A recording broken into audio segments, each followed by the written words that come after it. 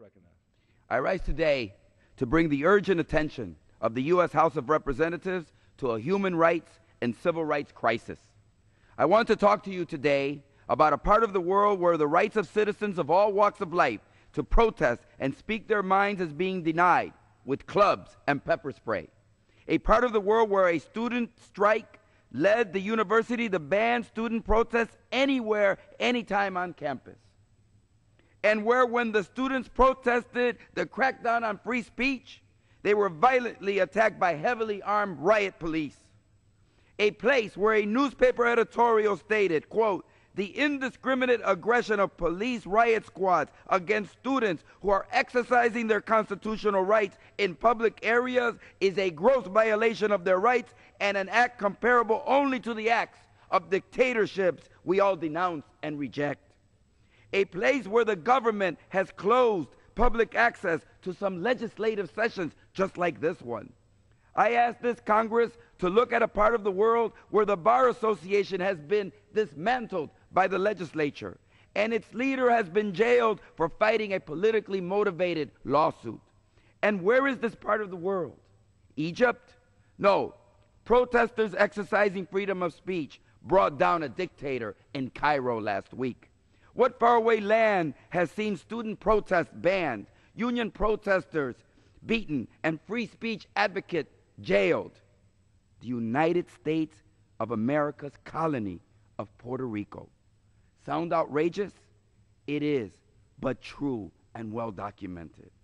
I ask my colleagues in the U.S. House of Representatives to turn their eyes to Puerto Rico.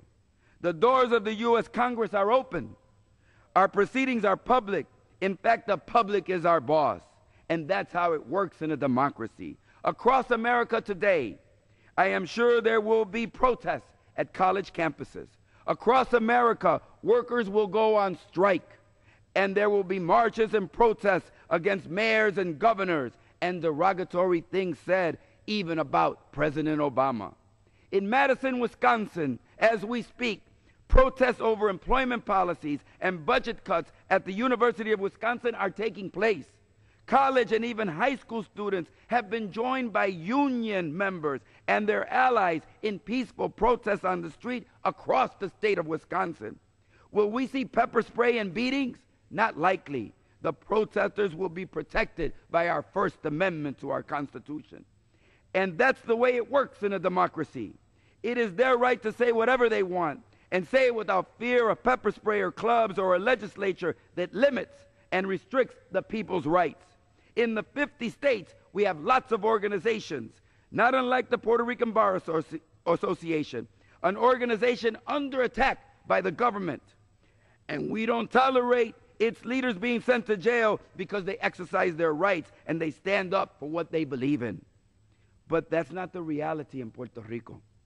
Just last week, Judge Pustet, a federal judge with close ties to the ruling party and a personal history of opposing the Puerto Rican Bar Association, this federal judge, whose salary is paid for by the taxpayers of America, ordered Osvaldo Toledo, the president of the Puerto Rican Bar Association, to jail.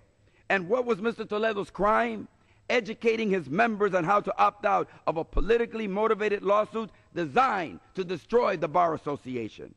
For me, this attack was the final straw that brought me to the floor to speak out today. So in solidarity with Osvaldo Toledo, jailed for doing his job as a leader of the Puerto Rican Bar Association, I will enter into the congressional record today the instructions for his members on how to opt out of the class action lawsuit that is threatening the viability of the Bar Association. I will say to those who would pass laws to stifle public protest, to those who would authorize the use of force against peaceful protesters, and to stifle the words and actions of their enemies, attacking free speech has no place in a democracy, and a federal judge like Pustet should know better. Here is a fact that most of us learned a long time ago.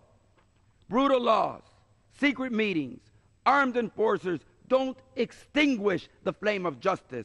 They are the spark that makes it burn even brighter. You may, with your armed guards and your restrictive laws, try to slow down the protests of the people of Puerto Rico. You may harass the Puerto Rican Bar Association and make their life uncomfortable for a while. And every time you turn police on students and jail an opponent, you guarantee that the good people of Puerto Rico in this Congress will speak out. Mr. Speaker, I say to the people of Puerto Rico, there are some places that this crusade to end free speech cannot reach. Not today, not ever. I stand with you.